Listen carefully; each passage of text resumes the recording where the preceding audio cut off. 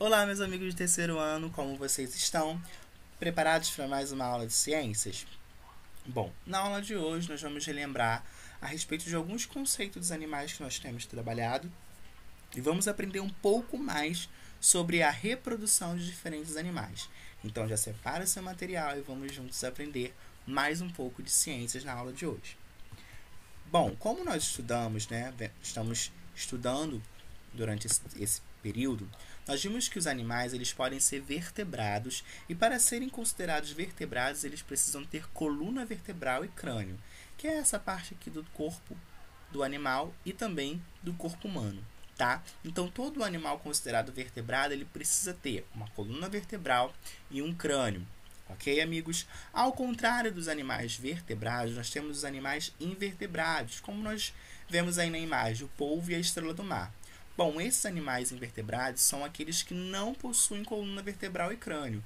Outros exemplos desses animais são os insetos, mosquitos, tá? Aqueles que não possuem coluna vertebral e crânio, nós consideramos como animais invertebrados. Além dos animais, nós estamos aprendendo sobre o ciclo da vida. E aí nós falamos também sobre a questão da reprodução, né? E aí nós vimos que o ciclo da vida do ser humano também é parecido com o ciclo da vida do animal. Então nós temos aqui a fase criança, o nascimento, crescer, quando a gente começa a se desenvolver, a fase da reprodução, quando a gente já é adulto, e a velhice, até chegar ao seu momento de morte. Então essas fases, essas etapas da vida do ciclo da vida humana também fazem parte da vida do animal. O animal também nasce, também cresce, ele se reproduz para que a sua espécie não entre em extinção, ele envelhece e ele também morre. Mas existem umas espécies de animais que sofrem uma mutação, ou seja, sofre uma transformação e passa da sua fase jovem para a sua fase adulta. E essa transformação nós chamamos de metamorfose. Sim, alguns animais sofrem a metamorfose, vivem a metamorfose, Como no caso nós temos aqui a borboleta. A borboleta mãe coloca os seus ovos, numa folha. E aí, da folha vira uma larva, uma pequena lagarta, se transforma numa lagarta jovem. No momento certo, essa lagarta ela se fecha num casulo. E aqui dentro desse casulo ela vai se transformar numa linda borboleta para que no tempo certo ela se abra e voe por aí. Outros animais que sofrem também a metamorfose, que vivem a metamorfose, como a joaninha, o besouro, o bicho da seda, o gafanhoto, e até mesmo o sapo, como nós vimos, também vivenciam a metamorfose, que é essa transformação da fase jovem para a fase adulta. Bom, esses conceitos que a gente já vem trabalhando e que vocês estão aprendendo, e hoje nós vamos aprofundar falando um pouco sobre a reprodução de diferentes tipos de animais, tá? Antes de mais nada, vamos relembrar o que vem a ser reprodução. Bom, amigos, reprodução, ela nada mais é do que dar origem a novos indivíduos, tá? Ou seja, quando uma espécie, tá? Ela vai gerar um novo ser da sua mesma espécie, tá bom? Então, existem mecanismos e formas para que seja gerado novas espécies, novos seres daquela espécie. E essa forma de se gerar nós chamamos de fecundação. Tá? O que vem a ser fecundação? Fecundação nada mais é do que a junção, o encontro de dois gametas, um gameta masculino e um gameta feminino, que quando se encontram, formam uma nova célula, ou seja, dá origem a um novo indivíduo. Tá? Então, todos os animais, que sofrem, que vivem a fecundação, têm esse encontro do gameta masculino com o gameta feminino, que ao se encontrarem formam uma nova célula e geram um novo indivíduo. Existem dois tipos de fecundação. A fecundação interna, que como acontece a fecundação interna? A fecundação interna é quando o gameta feminino e o gameta masculino se encontram, porém se encontram dentro do corpo da fêmea, dentro do corpo da mãe. Então aqui uns exemplos que nós temos de fecundação interna são as girafas, a vaca, e o boi, os gatos, os macacos. Existem também outros, como o cachorro, tá? Zebras, porcas, porcos, onde os gametas masculinos e femininos se encontram dentro do corpo da mãe, tá? Outra forma também de fecundação é a fecundação externa, que ao contrário da fecundação interna, os gametas se encontram fora do corpo da mãe.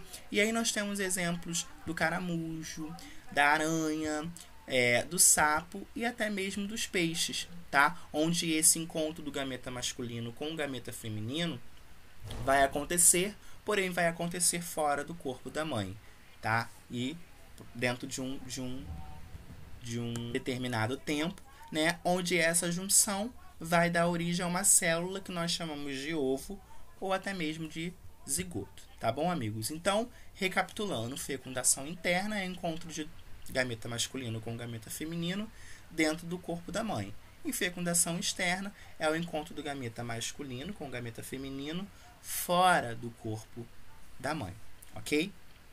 Bom, além de a gente saber da fecundação, é importante também sabermos que existem dois tipos de reprodução.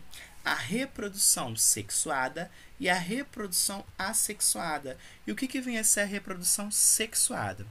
A reprodução sexuada é a junção das duas células sexuais, uma célula masculina e uma célula feminina.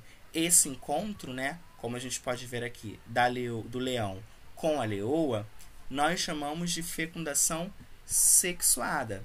Ou seja, para ocorrer essa junção, essa função, né, para gerar um novo leão, né, da mesma espécie, é necessário ter um gameta masculino e um gameta feminino.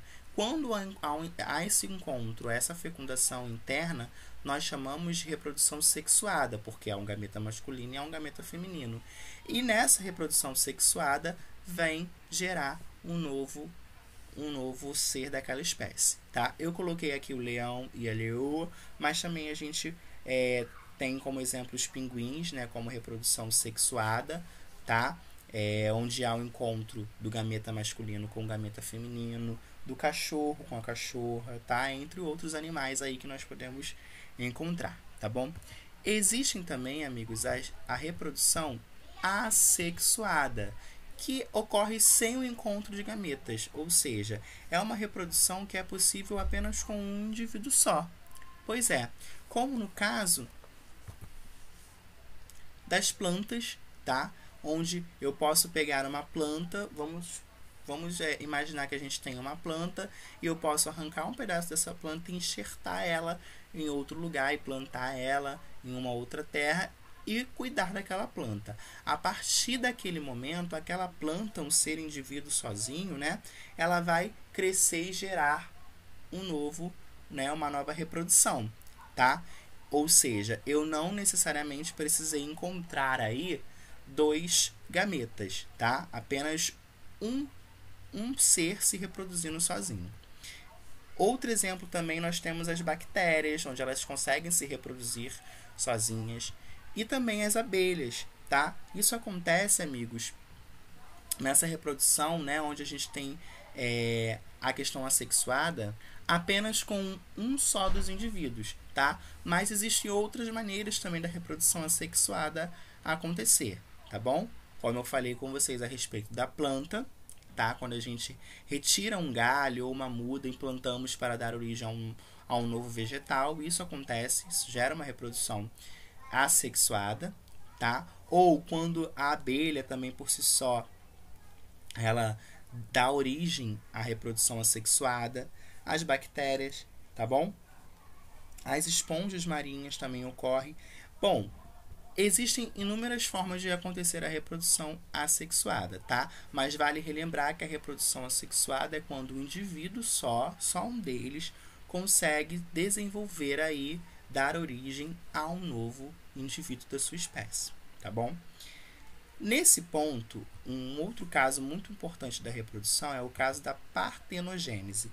E o que é partenogênese, amigo? A partenogênese acontece quando o embrião ele se desenvolve a partir do gameta feminino sem a presença do gameta masculino. Bom, isso acontece quando a espécie ela está há muito tempo sem reproduzir e o organismo da espécie, a própria natureza, né, com o intuito de reproduzir aquela espécie, começa a trabalhar sozinho, tá? Para gerar um novo ser daquela espécie. Ou seja, é um gameta feminino que se desenvolve sozinho, dentro do seu organismo, um novo indivíduo. Isso acontece com algumas espécies, tá? Como acontece com os perus, tá? Quando as fêmeas elas ficam muito tempo separadas dos machos, o corpo das fêmeas dos perus por si só consegue entender que ela precisa reproduzir e ali gera um novo indivíduo, tá? Outras espécies também que podem acontecer são insetos, alguns tipos de insetos, algumas espécies de cobras e de peixes também. Esse processo, tá? Quando o embrião ele se desenvolve sozinho dentro do corpo do gameta feminino, sem a presença do gameta masculino, nós chamamos de partenogênese, tá bom? Então vamos recapitulando aqui rapidinho para a gente concluir. Bom, eu entendi que ocorre fecundação interna quando os gametas se encontram dentro do corpo da fêmea. Eu entendi que ocorre fecundação externa quando os gametas se encontram fora do corpo da fêmea, tá? E existe a reprodução sexuada, quando eu preciso da junção do gameta masculino com a junção do gameta feminino, e aí dá origem a um novo indivíduo. E existe a assexuada, que é o que acontece com as plantas e com algumas espécies de animais, tá? Quando eles conseguem se reproduzir, apenas o corpo do gameta feminino consegue se reproduzir sem a presença do gameta masculino. Tá bom, amigos? Bom, mediante esse nosso conteúdo da semana, espero que vocês tenham compreendido. Qualquer dúvida é só anotar que a gente vai discutir na nossa aula do Meet ou mandar para o meu e-mail, tá bom? Um beijo grande para vocês e até a nossa próxima aula. Tchau, tchau.